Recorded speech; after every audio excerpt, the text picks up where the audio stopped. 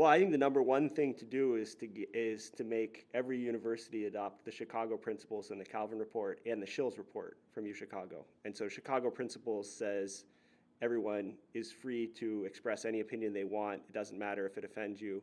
And if you try to stop other people from speaking, you can be expelled. The Calvin Report says that the institution can take no collective positions on social and political issues.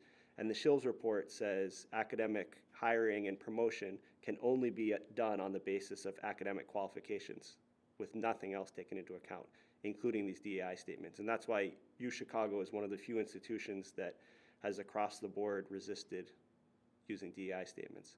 Yeah, these are all UChicago things. And so these are the sorts of things that alumni can pressure, or that politicians could say, as a condition for federal funding, you need to have these reports in place, and we need to have, we shouldn't be having reports from students that they're being violated, et cetera, et cetera.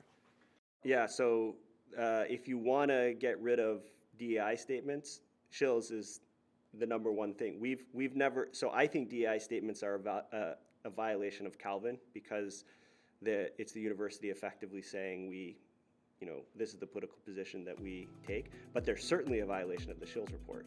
And so that's just as important to get on there.